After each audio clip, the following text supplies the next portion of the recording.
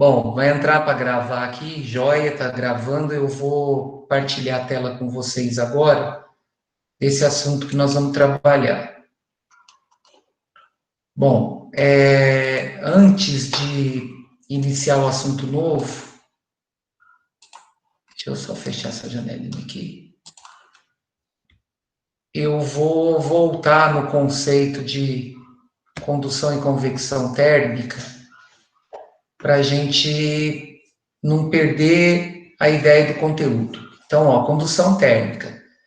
Condução térmica é um tipo de propagação de calor que consiste na transferência de energia térmica entre as partículas que compõem o sistema. Aí tem um exemplo aqui, ó. Por exemplo, coloca-se uma das extremidades de uma barra metálica na chama de fogo. Após alguns instantes, percebe-se que a outra extremidade também esquenta, mesmo estando fora da chama de fogo. Esse fato ocorre porque as partículas que formam o material receberam energia e, dessa forma, passaram a se agitar com maior intensidade. Essa agitação se transfere de partícula por partícula e se propaga em toda a barra até alcançar a outra extremidade, ou seja, o que gera isso é o fluxo térmico. O fluxo térmico, ele é determinado pela quantidade de calor em um determinado intervalo de tempo em que esse corpo recebe calor.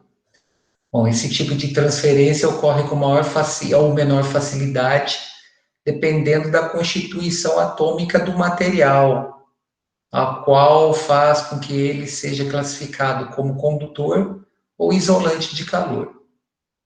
Nas substâncias condutoras, esse tipo de processo de transferência acontece mais rápido, como, por exemplo, nos metais. Já nas substâncias isolantes, como na borracha e na lã, esse processo é muito lento. Então, a condução térmica, ela necessita de um meio físico para se propagar. Ela acontece com maior frequência nos corpos sólidos, tá? Isso não quer dizer que ela não aconteça nos corpos, nos fluidos, por exemplo, nos líquidos ou nos gases. Mas ela acontece com maior facilidade nos corpos sólidos. Aí, só para lembrar, convecção térmica é o tipo de propagação de calor que ocorre nos fluidos, em geral, em decorrência da diferença de densidade entre as partes que formam o sistema. Então, ó, por exemplo, na geladeira, os alimentos são resfriados dessa forma. Como sabemos, o ar quente é menos denso que o ar frio, e é por esse motivo que o congelador fica na parte de cima da geladeira. Deixa bem claro aqui, congelador, tá? Não é o freezer. Congelador é aquele compartimento que eu tenho dentro da geladeira, que separa na geladeira a parte onde eu vou colocar o gelo da parte onde eu coloco os alimentos. O freezer é um outro dispositivo que está separado da geladeira, tá? Está separado do refrigerador. Então, ó, como sabemos, o ar quente é menos denso que o ar frio, e é por isso que o congelador fica na parte de cima da geladeira. Dessa maneira, formam-se as correntes de convecção. O ar quente dos alimentos sobe para ser resfriado, e o ar frio desce, refrigerando os alimentos e mantendo-os sempre bem conservados. Essa também é a explicação do porquê o ar-condicionado deve ser colocado na parte de cima do ambiente.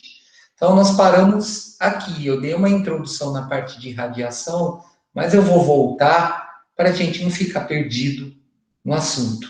Só frisando aqui de novo essa condição aqui do refrigerador. Existem geladeiras que a parte do freezer é separada da parte do refrigerador. Então, nada impede desse freezer estar na parte de baixo da geladeira. O sistema de funcionamento do freezer ele é completamente diferente do sistema de funcionamento do refrigerador. Porém, geladeiras que têm compartimento de refrigerador, de congelador, nelas, esse congelador faz parte de um único sistema e ele tem que estar na parte superior. Beleza? Bom, então, ó, o assunto de hoje é irradiação térmica, na página 11 desse volume 7. No final desse assunto, eu destaquei o princípio de funcionamento de uma garrafa térmica e o princípio de funcionamento de uma estufa, porque isso geralmente é muito cobrado em questões que envolvem transmissão de calor, tá? Então, ó, voltando à situação do churrasco, quando embalamos o alimento em papel alumínio, temos como objetivo refletir a radiação térmica e assar mais uniformemente o alimento. Por isso, a parte mais brilhante desse papel alumínio deve ficar virada para o alimento, facilitando a reflexão. O alimento embalado em papel alumínio reflete o calor irradiado. Então, o que vai acontecer? Quando eu coloco o alimento dentro desse papel alumínio com a parte refletora voltada para o alimento, essas ondas de calor elas vão se propagar mais facilmente do papel para o próprio alimento, tá? Porque eu tenho uma camada com uma superfície que propaga uma maior reflexão dessas ondas.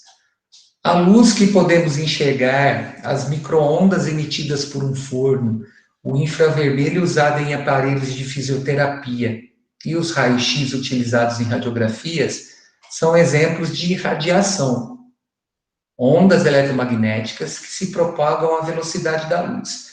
Então, toda onda eletromagnética propagando-se à velocidade da luz vai estar dentro de um espectro eletromagnético, onde o tipo de onda vai ser diferenciado pela frequência dessa onda relacionada a seu comprimento de onda, tá? Quando a gente for trabalhar com a parte de reflexão de ondas no terceiro médio, nós vamos trabalhar com esse espectro de ondas eletromagnéticas. Bom, esse tipo de onda pode se propagar tanto em meios materiais, como sólidos, líquidos e os gases, quanto no vácuo, e representa o processo de propagação de calor do Sol até a Terra. Ou seja, na irradiação térmica ou radiação térmica, eu não tenho a necessidade do meio físico para essa onda se propagar. Não é o que acontece com a condução e a convecção, elas necessitam de um meio físico para que ocorra a propagação. Bom, isso porque, olha lá, a condução e a convecção térmica necessitam exclusivamente de meios materiais para a propagação do calor. Então, os raios solares, nessa floresta aqui, né, infravermelhos, micro-ondas são ondas eletromagnéticas que podem se propagar no vácuo ou em meios materiais. Daqui a pouco nós vamos entender por que o espectro de onda eletromagnética, quando chega na Terra, parte dele é transformado em calor, tá? O processo de radiação térmica justifica, por exemplo, o aquecimento ao redor de uma fogueira. Nessa situação, parte significativa do calor transferido para o ar sobe pelas correntes ascendentes de convecção e não aquece as pessoas ao redor. Entretanto, outra parte desse calor é transferida por irradiação e se propaga nas 3 dimensões. Essa energia chega às pessoas ao redor da fogueira e possibilita o aquecimento delas. Daqui a pouco nós vamos trabalhar também com uma condição que é uma equação, que é uma lei, que se chama Lei de Stefan Boltzmann, que determina essa parte da potência que o corpo recebe ou transmite, associada a essa irradiação térmica, tá?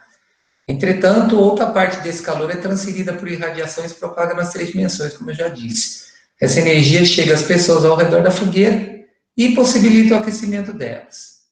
Há situações, por outro lado, em que se objetiva confinar a radiação térmica em vez de permitir sua propagação, como ocorre no interior de garrafas térmicas. eu abri um parênteses no final do capítulo para dar um tratamento especial para os tipos de transmissão de calor que eu tenho, de retenção de calor que eu tenho numa garrafa térmica, tá? Bom, nelas há vácuo entre duas camadas de um material espelhado.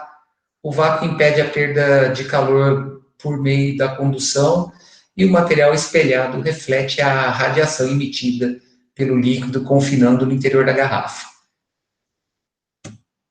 De modo semelhante, em estufas agrícolas, a radiação infravermelha emitida pelo solo e pelas plantas é refletida pela estrutura de vidro ou plástico, mantendo o ambiente aquecido. Também fiz um adendo em relação à estufa, tá? Separei para a gente poder dar um tratamento especial para esses dois casos, porque, como eu já disse, isso é muito cobrado.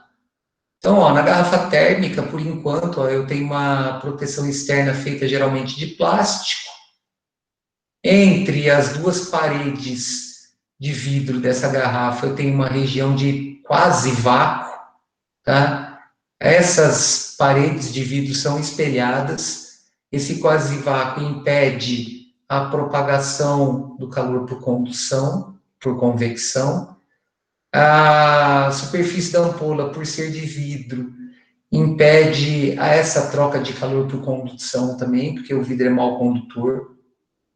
E a parede ser espelhadas impede a troca de calor com o meio externo através da radiação, tá? Em garrafas térmicas e em estufas agrícolas, a finalidade principal é evitar as trocas de calor pelo processo de irradiação. O efeito estufa também ocorre na atmosfera com reflexão e absorção da radiação infravermelha que é emitida pela superfície terrestre. Então, tem um diagrama aqui que vai explicar isso. Ó. O diagrama a seguir apresenta os principais gases da atmosfera terrestre que absorvem a radiação solar.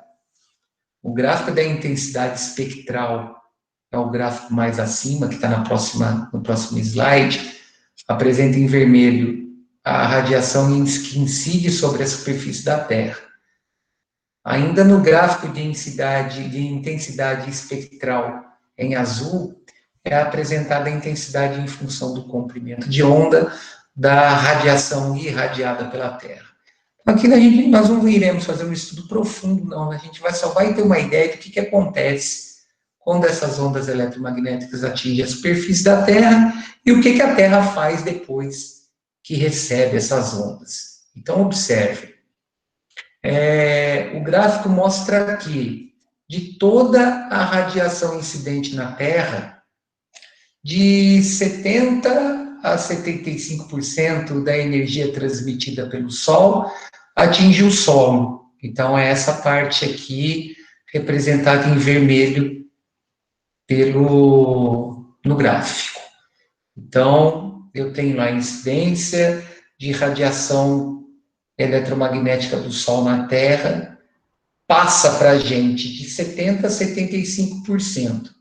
Por quê? Porque a parcela que não chega à superfície da Terra é absorvida ou refletida pela atmosfera.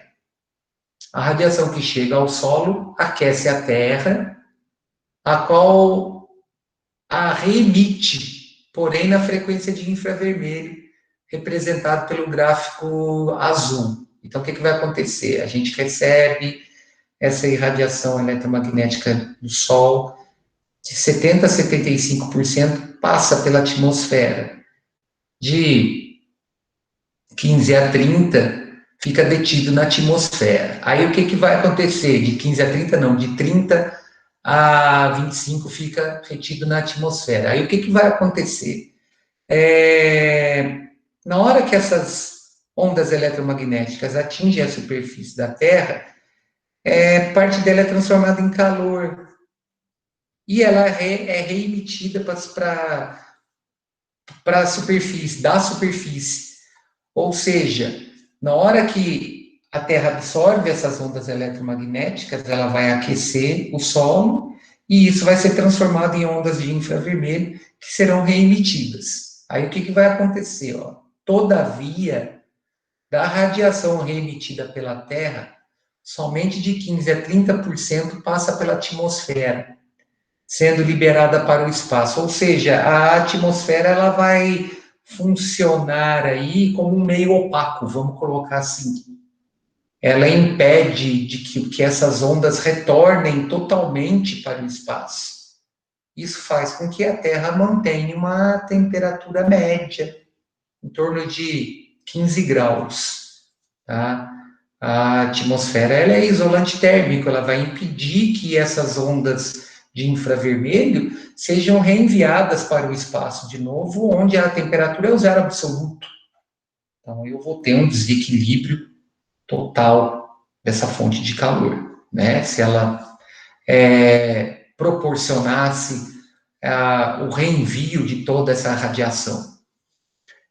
A maior parte dessa radiação retorna para a Terra por reflexão na própria camada de atmosfera, ou é absorvida pelos gases estufas, né, que estão presentes na atmosfera. Bom, na parte inferior do diagrama, aqui, ó, deixa eu só voltar, nessa região aqui, vocês estão com a apostila aí, fica fácil de observar, senão eu vou ter que ficar voltando toda hora o slide.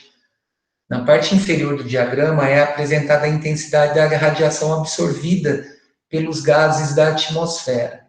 Percebe-se que o vapor d'água é o gás que mais absorve a radiação incidente.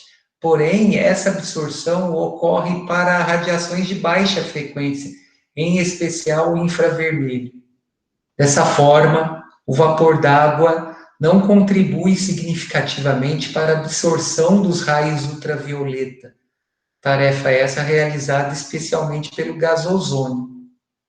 Essa informação reafirma o uso de bloqueadores ou protetores solares, que o uso, né, de bloqueadores ou protetores solares é imprescindível para proteger a pele, mesmo quando há nebulosidade. Então, em dias que eu tenho uma grande formação de nuvens, né, num dia nublado, é importante também o uso de protetor solar, porque essas nuvens, elas são formadas por vapor d'água e elas não vão contribuir para a absorção desses raios ultravioletas. Bom, é importante salientar que o efeito estufa é um fenômeno natural, resultado das características da atmosfera terrestre. A gente sempre teve efeito estufa na Terra. O efeito estufa ele é o responsável por manter a temperatura da Terra em equilíbrio. O que está acontecendo é um aumento da quantidade de gases na camada da atmosfera que estão provocando um aumento no efeito estufa. Ou seja, as ondas estão tendo uma maior dificuldade para ultrapassar essa camada atmosférica. Então, eu estou tendo um retorno maior de ondas de infravermelho, devido a esse aumento de gases na atmosfera, tá? Olha só.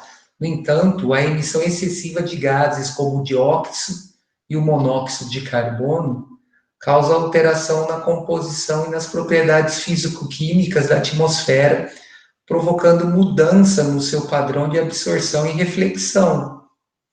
Essas alterações vêm sendo apontadas como as principais responsáveis pelas mudanças abruptas no clima, seja em escala local ou global. Então, o que vai acontecer? O efeito estufa é uma condição natural para manter a Terra numa temperatura de equilíbrio. Se você aumenta a incidência, a emissão desses gases, você vai aumentar, vamos colocar assim, a espessura dessa camada da atmosfera com gases que impedem a passagem dessas ondas de infravermelho para o espaço. Então, quer dizer, o processo natural é receber a onda eletromagnética, a Terra ser aquecida e parte ser reenviada. parte das ondas eletromagnéticas na forma de infravermelho. O calor sendo enviado para o espaço. Porém, com o aumento dessas camadas de gases, de dióxido e monóxido de carbono, essas ondas elas vão ficar batendo na atmosfera e voltando. Então, parte delas que tinha que ir para o espaço volta de novo. Aí ela volta para a Terra, aquece e tenta sair de novo. Ou seja, você aumenta cada vez mais a temperatura na Terra, porque além de você ter as ondas naturais que entram na forma de radiação eletromagnética, você tem essas ondas de infravermelho que tinham que ser lançadas para o espaço, estão voltando. Essa é a causa do aquecimento. Bom, os fenômenos climáticos cada vez mais extremos são exemplos das consequências das mudanças na atmosfera provocadas pela ação humana. Bom, vamos encerrar então o nosso assunto dentro de radiação térmica com essa lei que determina como um corpo aquece ou esfria através de um processo de irradiação térmica. Essa lei é a lei de Stefan Boltzmann e ela vai determinar essa transferência e essa perda de calor por irradiação.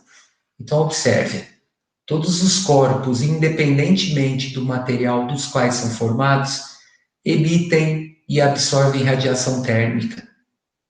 Quando os materiais estão em equilíbrio térmico, desconsiderando outros processos de transferência de calor, a potência irradiada é igual à potência absorvida.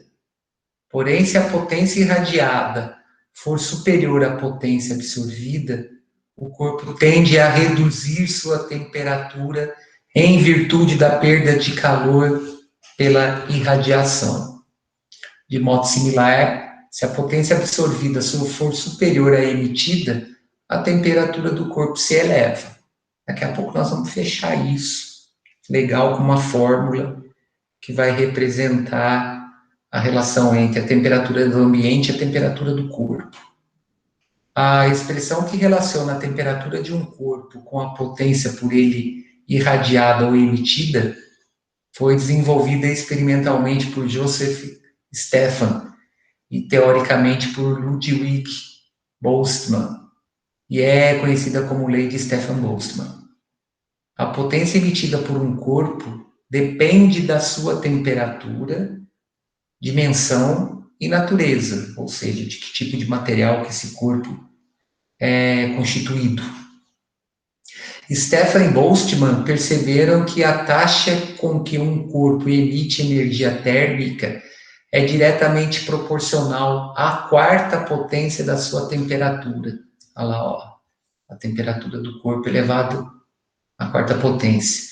Ela é diretamente proporcional à área da superfície de contato com o ambiente e a uma constante que depende do material denominada emissividade. A emissividade é um fator medido de 0 a 1, que relaciona a capacidade de emissão do material em relação a um corpo do material, em relação a um corpo emissor ideal, denominado corpo negro. Então, ó, materiais aquecidos emitem radiação eletromagnética. Dependendo do material e da temperatura, essa radiação ocorre na faixa da luz visível, como é o caso do carvão em brasa ou do filamento de uma lâmpada.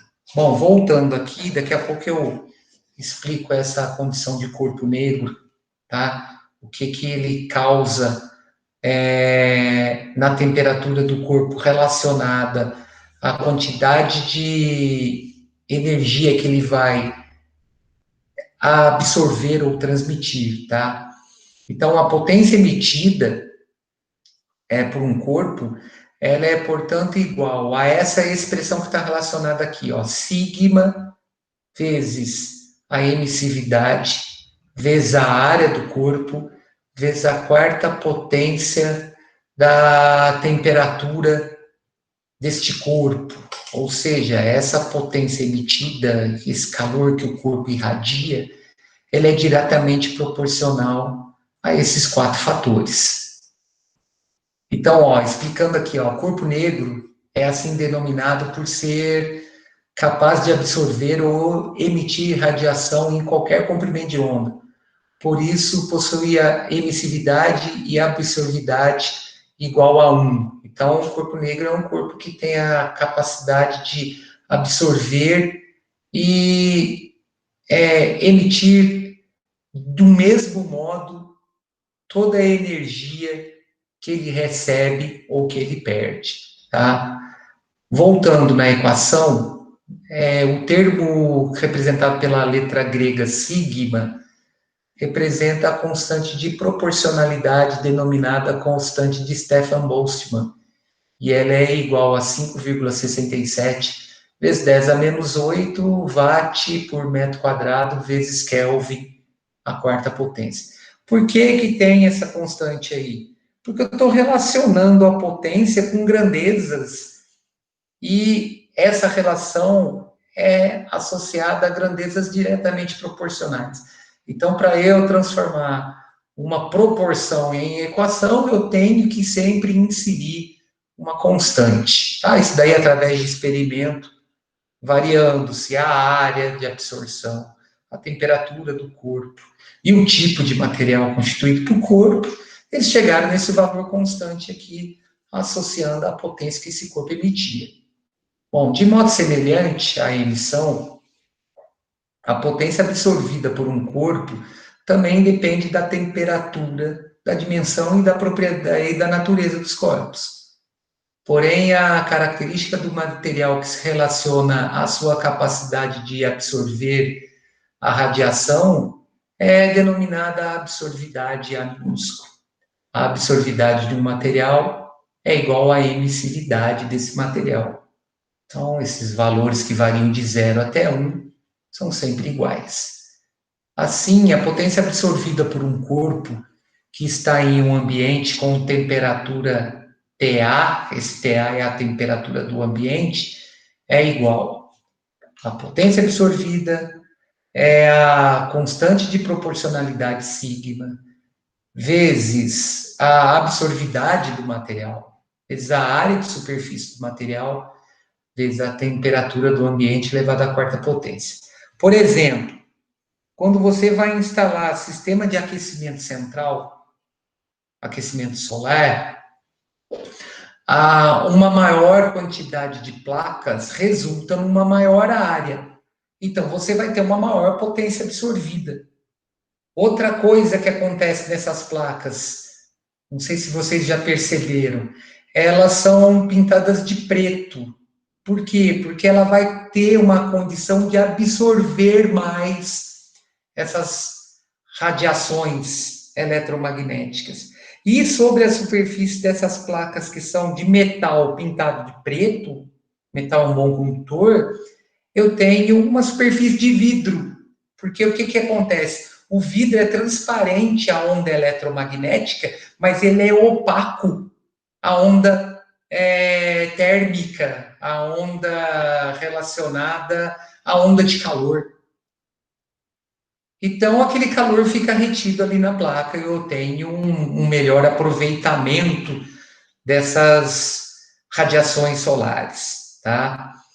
Bom, como todo objeto irradia energia para o meio, ao mesmo tempo que absorve energia do meio, a potência líquida trocada com o ambiente é quantificada pela diferença entre a potência recebida e potência perdida. Na expressão aqui, ó, essa potência líquida é a potência absorvida, que relaciona a constante proporcionalidade, a absorvidade, a área da superfície desse material que está em contato com o ambiente e a temperatura do ambiente, a quarta potência, menos a potência emitida, que é a mesma constante, vezes a emissividade pela área do material e pela temperatura do corpo. Aí, como a emissividade é igual à absorvidade, eu posso relacionar através de uma única constante. Olha lá, como a absorvidade de um material é igual à emissividade, nós temos que esse A é igual a E. Aí, como eu tenho nos fatores o sigma, a emissividade e a área como fator comum, eu posso colocar em evidência nessa fórmula aqui, ó. Se eu colocar esses 3 fatores em evidência aqui, dentro do parênteses eu vou ter a diferença relacionada às temperaturas elevadas à quarta potência. Então, a potência líquida de um corpo, ela vai relacionar a constante de proporcionalidade, a emissividade e a área do material multiplicada pela temperatura do ambiente elevada à quarta potência menos a temperatura do corpo elevada à quarta potência. Agora nós vamos entender porque o corpo aquece ou esfria por irradiação. Então, observem, ó, se a temperatura do ambiente, que é esse TA aqui, ó, for superior à temperatura do corpo, ou seja, se esse TA aqui for maior que TC, o resultado dessa diferença aqui dá positivo, certo? A potência líquida é positiva, o que implica no recebimento de energia. Então, se a temperatura do ambiente é maior que a temperatura do corpo, esse corpo vai esquentar por irradiação. Do contrário, se a temperatura do ambiente for menor que a temperatura do corpo, a potência líquida é negativa, né? Se esse valor de T a quarta aqui der um resultado menor que TC a quarta, o resultado dessa diferença é negativo. Então, o corpo vai estar perdendo energia. Esse sinal negativo vai representar um resfriamento do corpo. Consequentemente, a perda de energia térmica pelo corpo. Isso explica por que, mesmo o ar sendo um mau condutor de calor, sentimos algum frio se a temperatura do ambiente for muito menor que a temperatura corpórea. A potência líquida do nosso corpo, ela vai ser negativa. Bom, eu fiz um parênteses aqui, voltando a esse isolante térmico, né, que é a garrafa térmica, e também fiz um parênteses para a estufa. Então, a função de uma garrafa térmica é impedir as trocas de calor de seu conteúdo com o ambiente externo. É lógico que eu vou ter troca.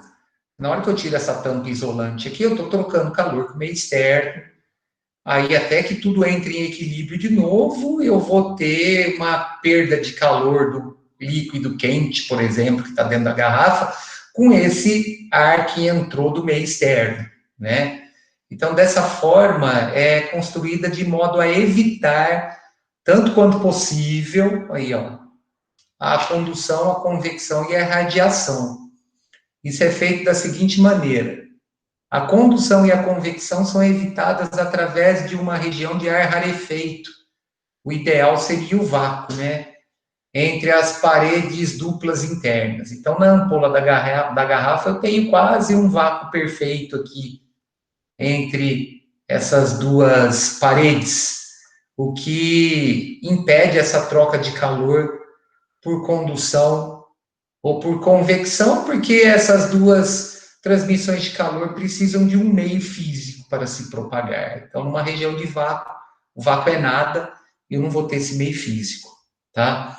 A radiação é evitada através do espelhamento de suas paredes, tanto internamente quanto externamente. Por que as paredes todas? Por que a ampola é espelhada por dentro e por fora? Para evitar que a energia térmica transite do interior da mesma para o meio externo e vice-versa. Então, essas superfícies espelhadas aqui, ó, tanto da parede interna quanto da parede externa, vai acontecer o seguinte: na parede interna, evita que o líquido troque calor com o meio externo. A superfície espelhada na parede externa evita que o meio externo troque calor com o líquido. Beleza? Bom, e para fechar a estufa. As radiações solares diretas atravessam o material transparente da estufa e chegam ao seu interior aquecendo. Então, o que vai acontecer? Nessa estufa aqui, vamos supor que essa estufa é de vidro. As ondas irradiadas pelo Sol, as ondas eletromagnéticas, elas atingem a superfície de vidro da estufa e passam. Por quê? Porque o vidro, ele é transparente a essas ondas eletromagnéticas. Só que na hora que essas ondas eletromagnéticas, a sua grande maioria passa por essa superfície de vidro, que atingem a região interna dessa estufa, parte dessas ondas transformam-se em calor, em ondas térmicas, em ondas de infravermelho. E o vidro, ele é opaco a esse tipo de onda. Então, ele vai impedir que a maior parte dessas ondas voltem para o meio externo de novo. Então, ele mantém uma temperatura mais elevada no interior da estufa que no meio externo. Então, lá, os raios infravermelhos, que são as ondas de calor, emitidos pelo interior da estufa, eles sofrem reflexão em sua superfície interna e retornam, pois não conseguem atravessar o material transparente da estufa para fora. E, nesse retorno, aquecem ainda mais o interior da estufa. Então, esses são os dois princípios básicos de funcionamento, tá? De propagação de calor. Tanto numa garrafa térmica como numa estufa, eu coloquei isso daqui, eu dei um destaque maior para isso, porque isso daí geralmente é muito cobrado, tá? Bom, vamos fazer o seguinte, tem umas atividades aí de irradiação térmica para serem resolvidas, é bem tranquilo, tá? São 6 exercícios apenas, todos teóricos, nós vamos trabalhar com equação aqui, é tudo mais voltado para a teoria, e eu quero ver se hoje ainda eu já começo as transformações gasosas, tá? Então, página 15 e 16, vamos para o primeiro exercício. Exercício 1. O mecanismo através do qual ocorre a perda de calor de um objeto é dependente do meio do qual o objeto está inserido. No vácuo, podemos dizer que a perda de calor se dá por condução, por convecção, por radiação, condução e convecção, convecção e radiação. Vamos deixar uma coisa bem clara. Para que eu tenha transmissão de calor, um mecanismo de transmissão de calor por condução e convecção, eu preciso de um meio, mas eu preciso de um meio físico. O vácuo não me disponibiliza isso. Então, condução e convecção não se propagam no vácuo, porque eu não tenho um meio físico. O único processo que ocorre de transmissão de calor no vácuo é através da radiação térmica. Tá? Olha lá, o único processo de propagação de calor que pode ocorrer no vácuo é a radiação ou irradiação. Na condução e na convecção, é necessário um meio material para que haja propagação de calor. Então, eu necessito de um meio físico, tá? A resposta é a letra C. Exercício 2. Considere as afirmações a seguir referentes aos 3 processos de transferência de calor. 1. A radiação pode ser refletida pelo objeto que a recebe. Sim, correta, porque parte da radiação recebida por um corpo pode ser refletida por esse corpo, porque eu tenho lá a potência absorvida e a potência emitida. Fazendo a diferença de uma com a outra, eu vou ter a potência líquida, né? Por esse motivo, as paredes internas de garrafas térmicas são espelhadas, evitando a perda de calor por radiação. A condução ocorre pela propagação de oscilações dos constituintes de um meio material. Correta. A transferência de calor por condução ocorre em razão da transmissão das vibrações entre moléculas constituintes do material. Lembra do exemplo que foi colocado da barra de metal, uma extremidade dessa barra em contato com uma chama, esse calor dessa parte que está em contato com a chama vai se propagar pelo meio material até a outra extremidade aquecendo, ou seja, isso cria um fluxo térmico, tá? Que é a razão entre a quantidade de calor recebida pelo corpo num intervalo de tempo qualquer. Bom, a convecção ocorre apenas nos fluidos, perfeito, correta? No caso aí, eu considero fluidos, os líquidos e os gases, né? Como a convecção envolve transporte de matéria em razão das diferentes densidades das partes constituintes, ela só pode ocorrer nos fluidos. Então, num corpo sólido, eu não vou ter essa diferença de densidade na propagação de calor pelo corpo sólido. Isso daí só vai ocorrer nos fluidos. Então, as três afirmações são verdadeiras. A resposta certa é a letra E. Bom, tem umas informações aqui relacionadas às questões de 3 a 5, só teórica, tá? Não vou me envolver fórmula, mas bem tranquilo. E ela diz o seguinte: todo corpo emite algum tipo de onda eletromagnética, e a intensidade dessa emissão, que é o I maiúsculo, depende da temperatura absoluta, ou seja, essa temperatura medida em Kelvin, tá?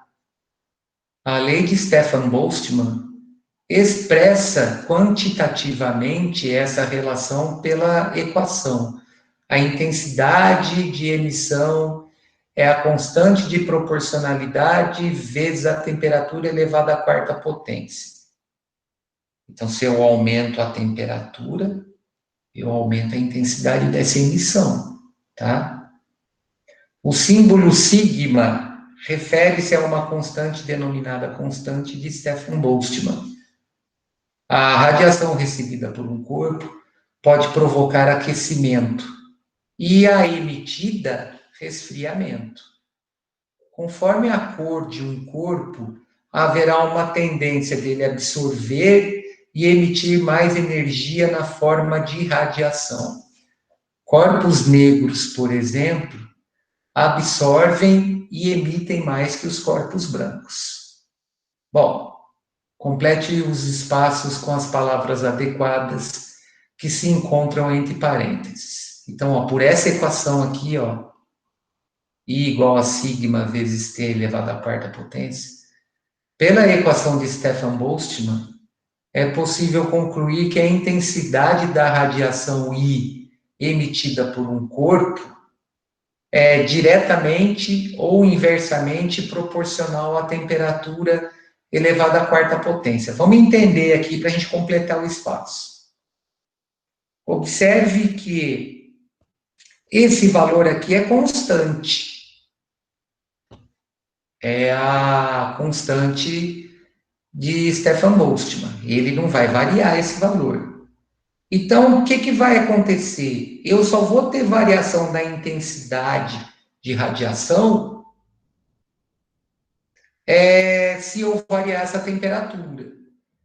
Então, ou o contrário, a temperatura de um corpo só vai variar se eu fizer a variação na intensidade de radiação que esse corpo vai sofrer. Então, observe, se eu aumentar a temperatura do corpo, esse resultado aqui aumenta. Logo, essa intensidade vai aumentar também. Logo, essas duas grandezas são diretamente proporcionais. Qual que é uma outra maneira de eu relacionar isso? É isolando a constante. Se eu isolar a constante sigma, eu vou ter uma razão entre a intensidade e a temperatura. Então, tudo que varia na forma de razão, varia de maneira diretamente proporcional. Beleza? Então, a intensidade de radiação emitida por um corpo, ela é sempre diretamente proporcional à temperatura absoluta elevada à quarta potência. Assim, quanto mais quente ou frio for um corpo, vamos relacionar agora, maior será a intensidade de radiação emitida. Então, se eu estou aumentando a intensidade de radiação emitida, é porque a temperatura desse corpo está aumentando, ou seja, ele está ficando mais quente. Então, para completar, assim, quanto mais quente for um corpo, maior será a intensidade de radiação emitida. Letra B. Quando uma pessoa se aquece próximo a uma lareira, pode-se concluir que o calor se propaga até ela principalmente por irradiação. Tá? Lembra o caso da fogueira lá. Tem uma parte que vai ser suspensa, né, no ar por convecção, mas A grande parte do calor, ele é irradiado através dessas ondas térmicas no redor da fogueira, beleza? Condução está relacionada a um corpo sólido. Convecção está relacionada à mudança de densidade. E essa rede de radiação, apesar dela não precisar de um meio físico para se propagar, ela se propaga à distância. Bom, exercício 4 relacionado ao texto também, tá? Em um ensolarado dia de verão, você vai sair com amigos para uma caminhada pela praia. De acordo com as informações apresentadas, quais são os tons de cores de roupas mais adequados para essa caminhada? No caso, pessoal, seriam tons mais claros, porque esses tons mais claros, eles vão absorver menos radiação térmica, tá? Então, olha lá, tons claros de cores das roupas são os mais adequados para a ocasião, pois absorvem menor quantidade de radiação solar, evitando, assim, um aquecimento excessivo. Beleza? Então, pegando, assim, uns tons bem suaves, a gente não vai se sentir muito incomodado. Quinto exercício dentro desse texto. A garrafa térmica, também chamada de vaso de Dever, tem a função de evitar transferências de calor. Se dentro dela for colocado um líquido mais quente que o ambiente, espera-se que ele não esfrie. E se colocado um líquido mais frio, espera-se que ele não esquente. Entre suas várias características, dois aspectos devem ser destacados em relação a uma garrafa térmica. O primeiro, que ela possui paredes duplas, separadas por um espaço vazio, onde foi retirado o ar e por isso tem-se praticamente vácuo. O segundo é que suas superfícies internas e externas são espelhadas. Baseado nos conceitos de propagação de calor, explique a razão dessas duas características. Bom, a primeira característica das paredes duplas é estarem separadas por uma região de vácuo, é para evitar a perda por condução e por convecção, porque essas duas maneiras de transmissão de calor necessitam de um meio físico. E as paredes internas e externas serem espelhadas evita a troca de calor por radiação. Então, o que está quente não troca calor, o líquido que está quente dentro dela não troca calor com o ambiente externo, que essas ondas vão refletir novamente para o seu interior, e o meio externo não troca calor com esse líquido, beleza? Então, olha lá, o quase vácuo entre as paredes impede a transmissão de calor por condução e convecção. O espelhamento da superfície dificulta a troca de calor por irradiação. Então, pessoal, com isso eu consegui encerrar a parte de transmissão de calor. Nós vimos todas. Já tem serviço. Ah, não, tem o exercício 6 aqui, desculpa. Esqueci do 6. Daqui a pouco eu entro na tarefa. Eu estou adiantando aqui. Essa aqui é fácil. Em um experimento, foram utilizadas duas garrafas PET. Uma pintada de branco, essa da esquerda aqui, ó. E a outra pintada de preto, acopladas cada uma a um termômetro. No ponto médio da distância entre as garrafas, foi mantida acesa durante alguns minutos uma lâmpada incandescente. Por que colocou a lâmpada incandescente entre essas duas garrafas? Porque a lâmpada incandescente, pessoal, 75% da energia elétrica que ela recebe é convertida em calor no filamento da lâmpada. Então, ela tem uma facilidade muito grande de irradiar calor, tá? Então, ó, foi colocada uma lâmpada incandescente, em seguida a lâmpada foi desligada. Durante o experimento foram monitoradas as temperaturas das garrafas. A, quando a lâmpada permaneceu acesa. E B, após a lâmpada ser desligada e atingir o equilíbrio térmico com o ambiente. Então, o que aconteceu? Antes do experimento, esses dois termômetros estavam marcando a mesma temperatura. eles estavam em equilíbrio térmico com o ambiente. A partir do momento que essa lâmpada é ligada, essa lâmpada começa a irradiar energia na forma de energia térmica, certo? Ou seja, a garrafa que está pintada de preto, ela absorve mais energia que a garrafa que está pintada de branco. Porém, na hora que essa lâmpada é desligada, o esfriamento dessa garrafa também vai ser maior. Então, ó, a taxa de variação de temperatura da garrafa preta em comparação à branca durante o experimento foi maior no aquecimento, porque ela absorve mais, e maior no resfriamento, porque da mesma maneira que ela absorve, ela emite, tá? Olha lá, a taxa de variação da temperatura da garrafa preta é maior do que a taxa de variação da temperatura da garrafa branca, pois corpos que absorvem bem o calor emitem bem esse calor também. Então, a resposta é a letra E. Então, o que a gente tem que entender aqui é o seguinte, ó. A partir do momento que essa lâmpada foi ligada, só para a gente concluir, durante o intervalo de tempo que essa lâmpada ficou ligada, esse termômetro aqui, ele variou mais rápido que esse, aumentando sua temperatura. No desligamento da lâmpada, esse termômetro aqui abaixou mais rapidamente a temperatura do que esse. Por quê? Porque essa garrafa pintada de preto absorveu mais energia, uma taxa maior de energia, do que a pintada de branco. Então, ela provoca uma maior taxa na variação de temperatura. Beleza? Então, ó, ficou esse serviço aí para vocês dessa semana. A turma de vocês é a turma que mais faz tarefa comigo, porque os assuntos são bem atrelados, então vai acumulando atividade. Então, ó, sugestão de atividade nesse volume 7, tá? É a primeira atividade que nós vamos fazer nele. São as questões de 1 a 15 dessa sessão Hora do Estudo, páginas de 28 a 31. Não é complicado não, tá, gente? É bem tranquilo, tá? A maioria é teórico, então dá para ir bem sossegado.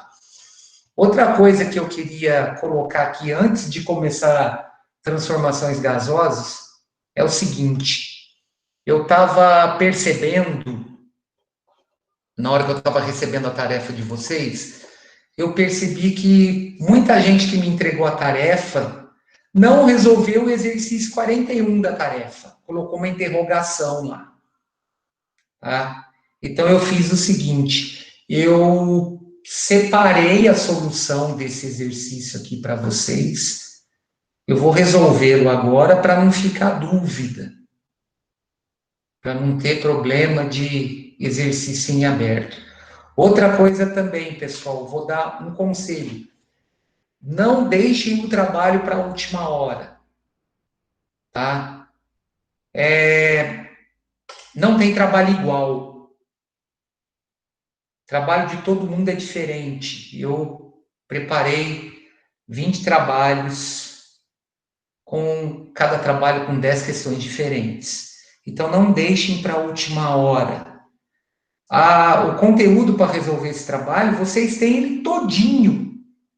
Vocês têm todas as aulas teóricas no YouTube, todas as resoluções de atividades dessas aulas também.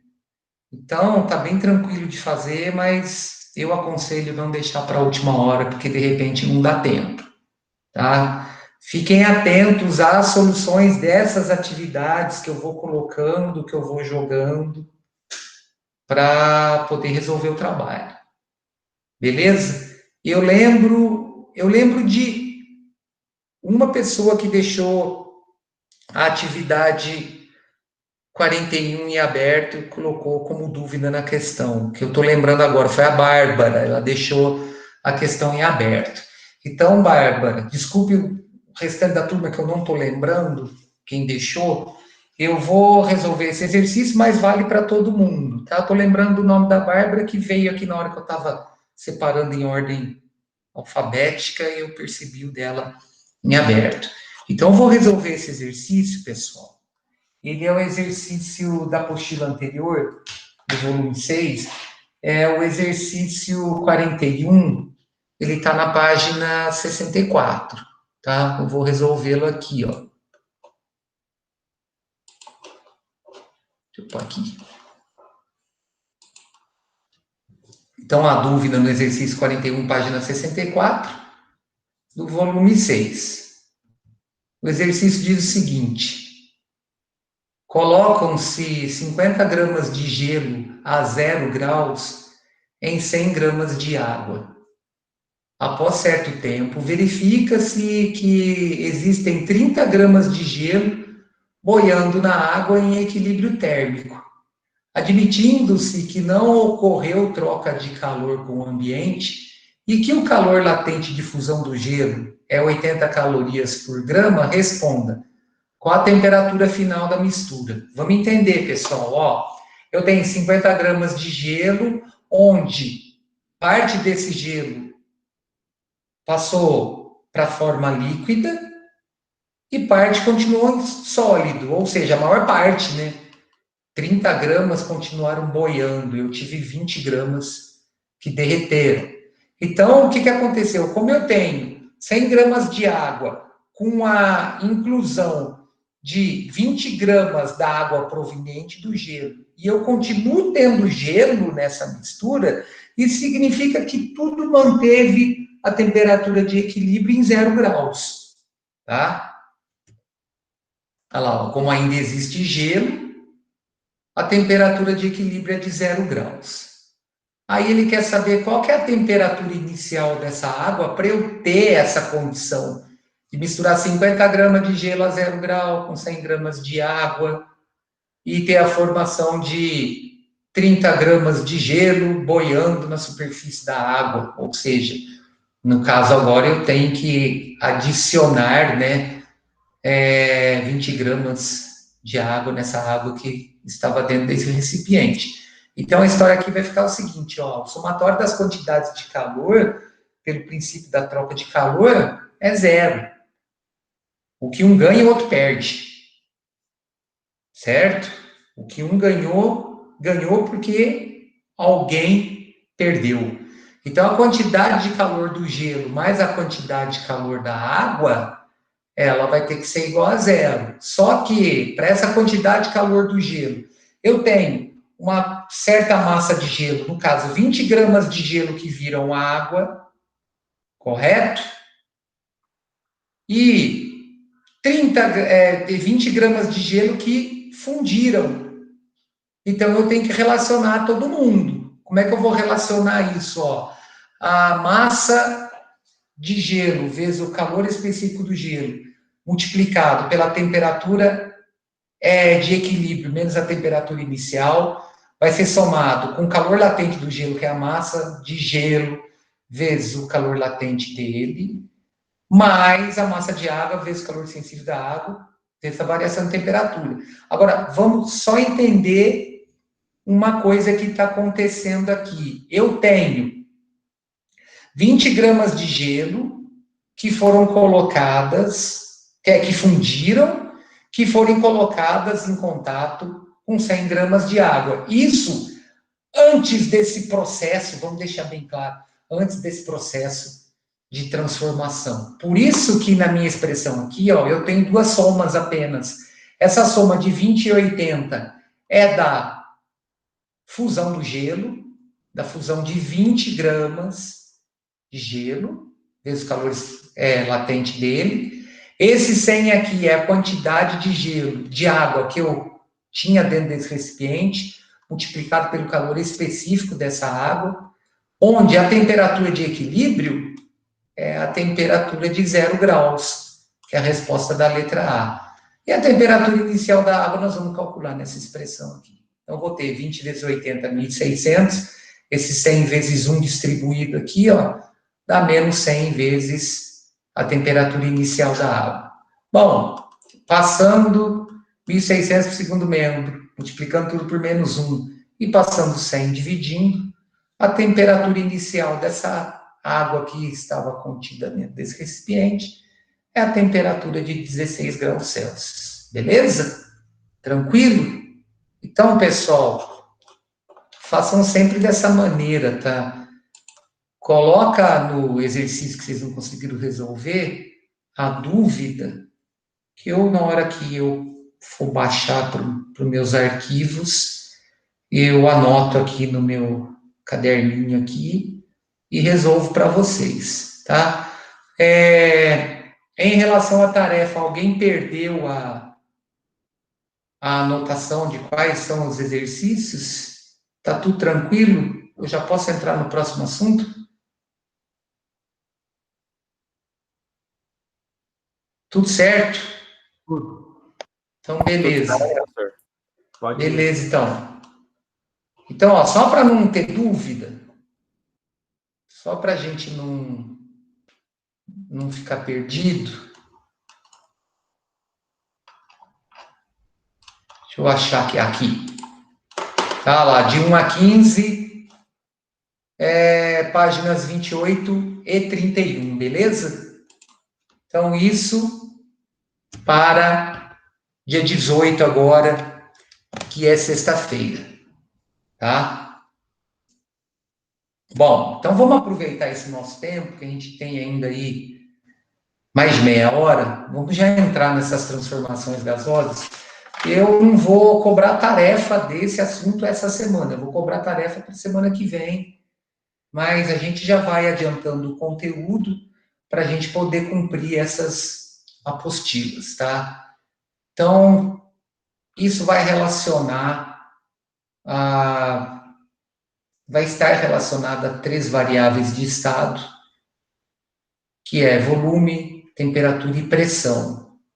Para cada caso de transformação, nós vamos ter um valor dentro dessas 3 variáveis constante e fazendo a variação de outras 2 grandezas, que dependendo da condição vai ser feita de maneira diretamente proporcional ou inversamente proporcional.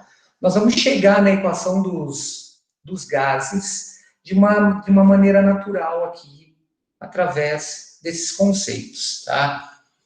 Então, vamos iniciar as transformações gasosas, e aqui nós vamos ter o seguinte: os aerosóis são partículas de líquidos e sólidos que se dispersam de um gás. Eles são tipicamente confinados em alta pressão no interior de recipientes que contêm um aviso para não serem perfurados ou reutilizados. Os aerosóis são muito frequentes em desodorantes, pois são práticos para a aplicação do produto. Seu funcionamento está ligado ao estudo dos gases, em particular com o que acontece com eles em relação às variáveis de pressão, volume e temperatura. Então, é com essas 3 variáveis de estado que nós vamos trabalhar: pressão, volume e temperatura. Então, na ilustração aqui, ó, nós temos o gás expelido pelos aerosóis expandem-se rapidamente sem trocar calor com o ambiente. Porque o que vai acontecer? Essa expansão ela vai estar relacionada à variação de pressão que eu tenho na região interna do recipiente com a região externa, que é o meio no qual esse gás vai expandir, né, que vai escapar. Então, eu vou ter uma variação legal aqui que vai estar relacionando a pressão e o volume. A pressão dentro do tubo é alta. Na hora que esse líquido sai do tubo, ele vai reencontrar uma região de baixa pressão. Então, ele vai fazer com que o volume expanda. Daqui a pouco nós vamos definir esses 3 casos. Então, os gases são fluidos que ocupam todo o volume do recipiente no qual estão confinados. Por conta dessa propriedade, podem expandir, ou seja, um aumento do volume, ou comprimir, que está relacionado à redução do volume, conforme a pressão a qual estão submetidos. Com o aumento da pressão aplicada sobre um gás, o aumento da pressão aplicada sobre o gás pode provocar a mudança de fase para o estado líquido. Por isso, dentro de cilindros de gás oxigênio ou outros gases, a substância pode se encontrar na fase líquida. Ao sair do recipiente e submeter-se à pressão atmosférica, o líquido rapidamente muda para a fase gasosa. Então, o que vai acontecer? Como ele está confinado dentro desse recipiente, né, no caso, por exemplo, num cilindro de mergulho, esse oxigênio no cilindro de mergulho, ele está confinado a uma baita pressão. Na hora que esse oxigênio, no estado líquido, entra em contato com o meio externo, que está numa pressão muito mais baixa, esse oxigênio em estado líquido passa para o oxigênio na forma de gás. Então, os cilindros de mergulho armazenam gases como o oxigênio em alta pressão. Desse modo, pode-se armazenar quantidade de gás suficiente para um longo período de uso. Bom, então, para a gente estudar essas variáveis de estado, a gente tem que definir o que são os gases ideais. Nessa unidade, vamos estudar o comportamento de gases que se adaptam a modelo idealizados. São, por isso, denominados gases ideais e representam gases hipotéticos, cujas grandezas podem ser relacionadas por equações matemáticas mais simples. Então, nós vamos trabalhar só com gases ideais, que eles têm que seguir essas 6 características, eles possuem essas 6 características aqui. Nós não vamos trabalhar com a ideia de desenvolver isso, nós já vamos trabalhar com a ideia formada, tá? No exercício, nós vamos trabalhar com variação de pressão e volume, ele sempre vai dizer lá que, para que ocorra essa variação de pressão e volume, o gás ideal tal. Então, vai estar tudo dentro dessas 6 características aqui, ó. Além da expansividade e da compressibilidade, né, dos gases, os gases ideais têm as seguintes características. Então, nós vamos trabalhar com esses gases que possuem uma grande capacidade de se expandir e de se comprimir, associada a essas 6 características, ó. A primeira característica, as moléculas que os compõem possuem mesma massa. O volume das moléculas pode ser desprezível em relação ao volume do recipiente que as contém. O volume ocupado pelo gás é determinado pelo recipiente que o contém e suas partículas estão distribuídas uniformemente, ocupando todo o volume. Então, o gás, ele sempre vai adquirir o volume do recipiente no qual ele está sendo confinado, tá? Apresenta um movimento aleatório, regido pelas leis de Newton, isso aqui está relacionado à quantidade de movimento. Consideram-se desprezíveis as forças gravitacionais e elétricas entre as moléculas, uma vez que estão muito distantes entre si, né? Está na forma de gás. As colisões das moléculas entre si e com as paredes do recipiente são perfeitamente elásticas, ou seja, não vou ter perda de energia. Certo? Bom, os gases reais que encontramos na natureza podem ser considerados gases ideais em temperaturas elevadas e baixas pressões.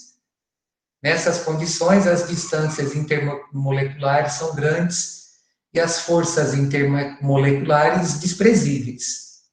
Assim, quando nos referirmos simplesmente a um gás nesse livro, trata-se de um gás ideal. As principais propriedades que definem o estado de um gás são o volume V, a pressão P e a temperatura T. Essas grandezas são denominadas variáveis de estado.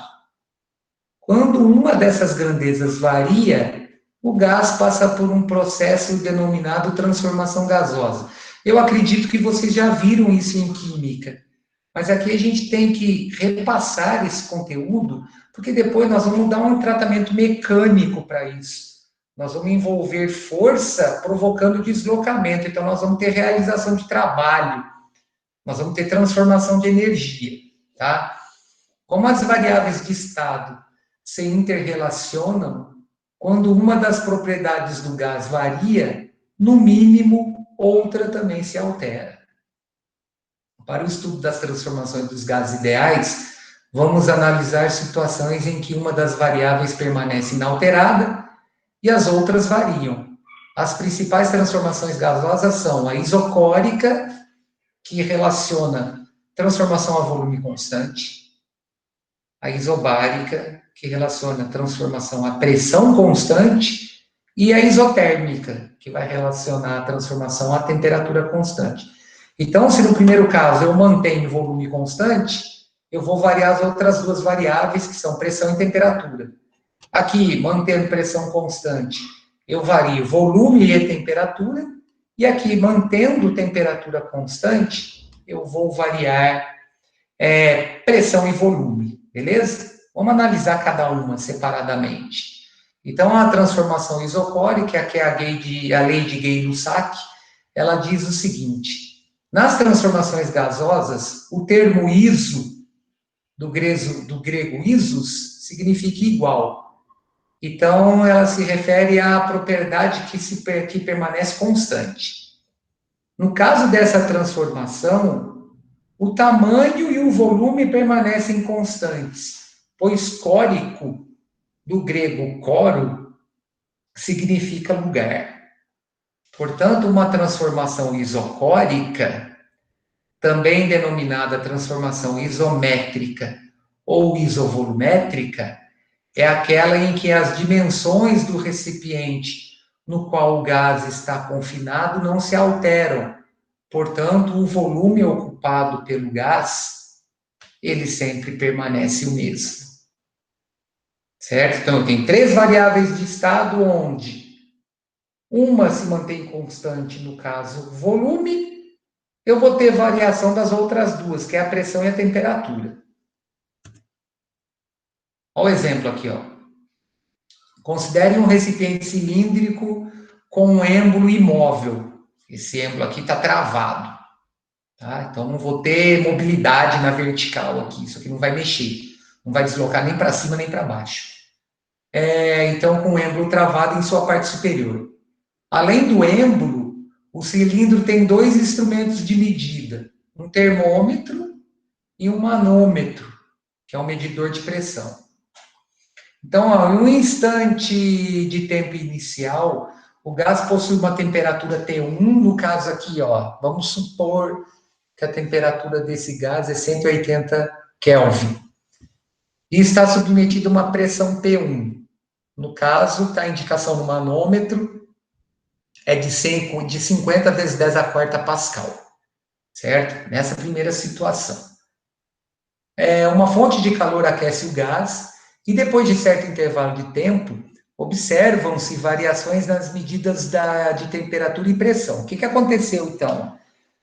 Depois que eu saí da condição inicial de temperatura 180 e pressão 50 vezes 10 a quarta, esse gás ficou exposto a uma fonte térmica que o aqueceu.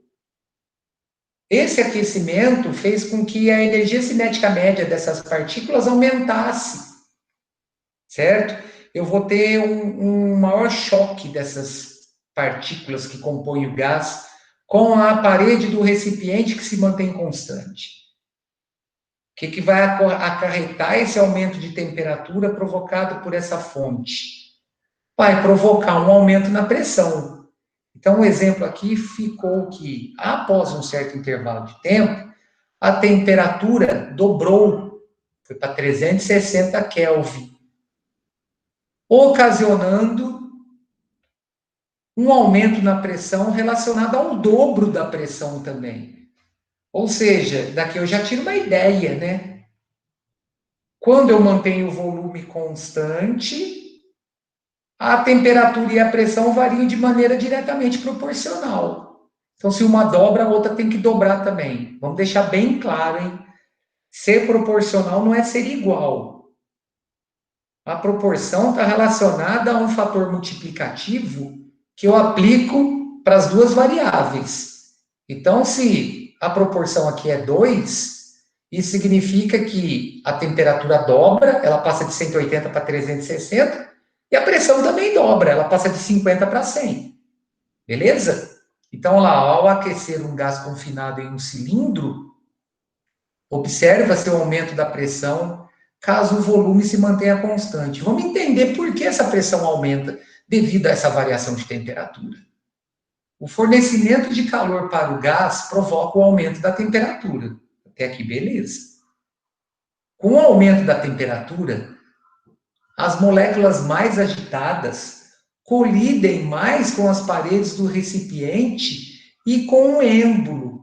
Mas como o êmbolo está preso, a força trocada entre ele e o gás aumenta.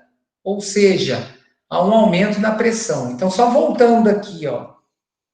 O êmbolo aqui está fixo. Então, essa área aqui, ela não vai variar. Eu não vou ter variação na altura e nem tampouco na área do êmbolo. Então, o que vai acontecer? Eu vou ter, a partir do momento que eu aumento essa temperatura, os choques ocorrerão com maior intensidade. Esse aumento dos choques provoca um aumento da força de colisão dessas partículas com essa superfície. Então, se eu estou aumentando a força para uma mesma superfície, eu estou aumentando a pressão. Portanto, nessa transformação, um aumento na temperatura tem como consequência um aumento na pressão. Então, o físico francês Louis-Joseph Gay-Lussac observou essa relação e provou que em transformações isocóricas, a pressão e a temperatura do gás são grandezas diretamente proporcionais. Então, elas variam na razão, certo? A razão entre elas é sempre constante, numa situação inicial e numa situação final. Consequentemente, um gás que se apresente em quaisquer estados de pressão e temperatura com volumes iguais, deve seguir essa relação aqui. Como ficou estabelecido que a pressão e a temperatura são diretamente proporcionais, a razão entre essas duas variáveis é sempre constante, não importa se é no estado inicial 1 ou no estado final 2. Então vai acontecer isso aqui, ó. Antes eu tenho o gás confinado no recipiente, submetido a uma temperatura inicial T1. Isso vai provocar um choque dessas partículas relacionado a essa pressão P1. Esse valor é constante. A partir do momento em que eu forneço calor para esse recipiente que não varia o seu volume, esse fornecimento de calor vai fazer com que a temperatura desse gás aumente, provocando um maior choque dessas moléculas com a parede do meu recipiente, causando um aumento de pressão. Então, numa transformação isocórica, deixa eu só voltar aqui, numa transformação isocórica, a razão entre a pressão e a temperatura no estado inicial, que é o 1 aqui, vai ser igual à razão entre a pressão e a temperatura no estado final, por isso que dá esse resultado constante. Beleza? Vamos para o segundo caso. Aliás, antes. No caso de um gás ser resfriado, como a pressão é proporcional à variação da temperatura, a pressão também diminui. Lord Kelvin, conforme estudamos anteriormente, observou que a temperatura mínima na matéria é aquela na qual a pressão seria nula. Essa temperatura é de menos 273,15 graus Celsius, que é denominado zero absoluto. É o zero Kelvin, né? É a temperatura no espaço. Em uma região de vácuo no espaço, não tem pressão nenhuma, então a temperatura chega a esse valor. Em uma panela de pressão, o calor fornecido pelo fogão provoca o aumento da temperatura e, consequentemente, o aumento da pressão do vapor no interior da panela. Como neste caso, a dilatação da panela é desprezível, o fenômeno é considerado uma transformação isocórica. É desprezível, né? Claro que vai ocorrer uma dilatação do alumínio da panela aqui, mas não é uma dilatação que provoque, por exemplo, a ruptura da tampa. com o revestimento da panela, né? Com o volume da panela. Então, eu posso considerar que esse volume ele não vai ter uma variação significativa, o volume dessa panela. Então, ele vai manter praticamente constante. Aí, o que, que vai acontecer? O aumento da temperatura da água no qual eu estou cozinhando o alimento na panela vai aumentar, aumentando sua pressão. Mas aí, o legal aqui é o seguinte, essa água que está sendo aquecida, ela, devido a esse aumento de pressão, faz com que ela se mantenha no estado líquido a temperaturas superiores a 100 graus Celsius. Então, por isso que os alimentos são cozidos mais rapidamente numa panela de pressão, tá? Então, na panela de pressão, a gente pode observar essa transformação isocórica. Segundo tipo de transformação que nós vamos ter, que é a transformação isobárica, que é a lei de Charles. Então, na transformação isobárica, se a pressão de um gás permanece constante, pressão constante, durante uma transformação, ela é denominada transformação isobárica. Do grego, baros significa pressão. Então, se eu estou mantendo a minha pressão constante, o que eu estou variando dentro das três variáveis da temperatura e volume, tá? Olha o exemplo. Considere o mesmo recipiente cilíndrico anterior, mas agora com êmbolo móvel. Então, eu tenho a possibilidade de variar o volume aqui. Beleza? Eu posso aumentar ou diminuir esse volume fazendo o deslocamento desse êmbolo. Então, esse êmbolo móvel está livre para subir e descer sem atrito com as paredes cilíndricas. Vou desconsiderar o atrito, porque o que vai acontecer? Se eu considerar o atrito, eu tenho que envolver uma outra troca aí, que é a energia térmica relacionada a esse contato do cilindro com a parede do recipiente. O que importa para a gente aqui é a variação do gás. O meio externo aqui para a gente não importa, tá? Em um instante de tempo inicial, o gás possui uma temperatura T1. Então, o gás se encontra a uma temperatura de 180 Kelvin relacionada a esse volume aqui, ó. Essa região é abaixo da superfície do meu cilindro, né? Da parede do meu cilindro.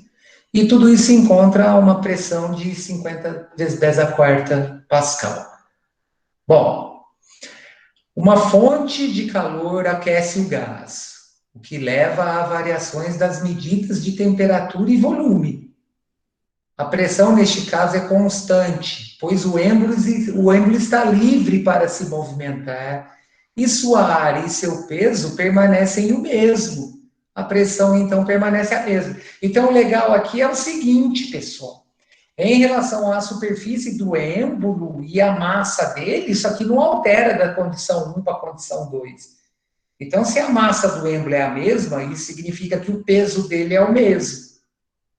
Eu não mudei meu cilindro, eu não mudei as dimensões do recipiente no qual esse êmbolo se encontra, então a área dessa superfície aqui, ó, do êmbolo, mantém-se constante. Então, a pressão exercida pelo êmbolo aqui, ela é igual à pressão exercida pelo êmbolo aqui. Essa pressão está relacionada à força, peso e à área da seção. Não vai mudar. O que mudou? Mudou o volume, devido a esse aumento de temperatura. Então, a gente analisa aqui, na ilustração, que no caso dessa fonte térmica ter variado a minha temperatura, o aumento da minha temperatura ocasionou um aumento da região aqui, do lugar. Provocou um aumento do volume, mantendo a minha pressão constante. E aqui também vai variar de maneira diretamente proporcional. O aumento da temperatura ocasiona um aumento proporcional do meu volume. Então, se a temperatura dobra, esse volume final tem que dobrar também. Então, ó, o fornecimento de calor para o gás provoca o aumento da temperatura.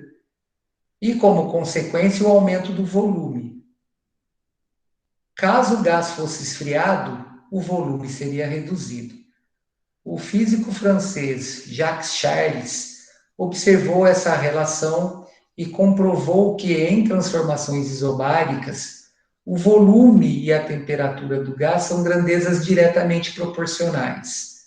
Consequentemente, um gás que se apresente em qualquer estado de volume e temperatura, com pressões iguais, deve seguir essa relação aqui, ó. Como eles variam, como o volume e temperatura variam de maneira diretamente proporcional, a razão entre o volume e a temperatura numa condição inicial tem que ser igual à razão entre o volume e a temperatura numa condição final. Tem um diagrama aqui que representa legal isso. Observe que para as duas colunas de pressão e volume, de temperatura e volume, mantendo a pressão constante, a variação da temperatura provoca uma variação proporcional do volume. Ou seja, se a temperatura aumenta, o volume aumenta. Se a temperatura diminui, esse volume diminui também de maneira proporcional. Beleza? Olha lá, ó, durante o enchimento de um balão, o aquecimento do ar provoca o aumento do volume, até que obtenha seu formato definido. O mesmo pode ocorrer, por exemplo, com um recipiente cheio de um gás colocado no interior de um refrigerador. Se o recipiente for construído de um material flexível, é observada a redução de seu volume. Então, durante o preparo de um balão de ar quente, o ar atmosférico passa por uma transformação isobárica. É porque ele vai manter a pressão do ambiente, ela mantém-se constante. Aí o que vai acontecer? Por que esse balão vai subir? Porque a temperatura do ar que se encontra confinada dentro desse balão aumenta, correto? Esse aumento da temperatura do ar faz com que a densidade do ar desse balão diminua. A densidade do ar dentro do balão sendo menor que a densidade do ar fora desse balão faz com que eu crie corrente de convecção e esse balão suba, no caso, relacionando à pressão constante. Tá? Bom, o último caso de transformação que nós vamos ver é a de transformação isotérmica, que é a lei de Boyle-Mariotti. São conhecidas como transformações isotérmicas. Do grego, termo significa temperatura, aquelas cuja pressão do gás permanece constante durante todo o processo. Então vamos lá, vamos pegar aquele recipiente do início. Considere agora que o recipiente cilíndrico se encontra em um estado inicial a um volume V1 e pressão P1, e que após uma compressão forçada passa para o estado final com volume V2 e pressão P2. Nesse contexto, verificamos que ao reduzir o volume do recipiente de maneira lenta e contínua, ou seja, essa maneira lenta e contínua faz com que essa temperatura não varie, vendo aqui, ó, mantém o mesmo valor, a pressão a qual o gás é submetido se eleva de maneira inversamente proporcional. Ou seja, eu diminuindo o volume, eu vou causar mais choque entre essas partículas que constituem o gás com a parede do meu recipiente aqui, do meu cilindro. Ou seja, se eu vou criar mais choque dessas partículas com a superfície desse meu cilindro, que não tem variação de área, eu vou estar aumentando a força desses choques. Consequentemente, eu vou estar aumentando a pressão. Então, aqui é o contrário, né? Varia de maneira inversamente proporcional. Quando eu aumento o volume, eu diminuo a pressão. Quando eu diminuo o volume, que é o nosso caso, eu aumento a pressão. Olha lá, ó. Eu tinha uma leitura de 50 vezes 10 a quarta Pascal, a uma temperatura de 270. A partir do momento que eu reduzi o volume, mantendo essa temperatura em 270, houve um aumento na pressão que passou para 100 vezes 10 a quarta Pascal. E ela se relaciona de maneira inversa. Então, se eu reduzo pela metade o volume, a pressão tem que dobrar. É assim que eu relaciono duas grandezas inversamente proporcionais. Através de expressão, é o produto dessas grandezas, tá? Então, ao aumentar a pressão aplicada sobre um gás, o seu respectivo volume se reduz proporcionalmente. Então, aumentando a pressão, reduz o volume. Reduzindo a pressão, eu aumento o volume. A observação da relação inversa entre a variação da pressão aplicada a um gás e seu respectivo volume é atribuída ao irlandês Robert Boyle. Desse modo, a transformação de um gás a temperatura constante deve seguir a seguinte relação: o produto entre a pressão e o volume numa condição inicial é igual ao produto da pressão e do volume numa condição final, e esse resultado é sempre constante. Então, duas grandezas se relacionam de maneira inversamente proporcional quando a constante é o produto entre elas. Então, ó, durante o mergulho, as bolhas liberadas pela respiração do mergulhador sobem com temperatura constante, porém com variação de pressão e volume. Como a pressão da água sobre a bolha se reduz à medida que ela se aproxima da superfície, o volume da bolha aumenta com a redução da profundidade. Então, quando uma bolha é solta no fundo do mar, a pressão sobre ela se reduz conforme ela sobe. Desse modo, durante sua ascendência até a superfície, ela passa por um processo isotérmico. Então, a temperatura da água, nesse caso, não vai variar, mas a pressão está diminuindo, né? Porque quanto mais próximo da superfície, menor é a coluna de líquido sobre essa bolha. Menor é a pressão, eu vou tendo um aumento do volume. Esse gráfico aqui representa bem isso.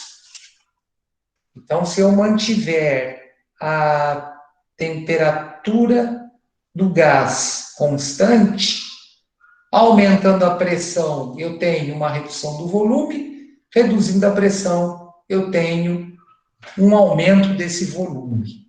Certo, gente? Bom, só lembrando, ó, voltar aqui, vou ser bem chato.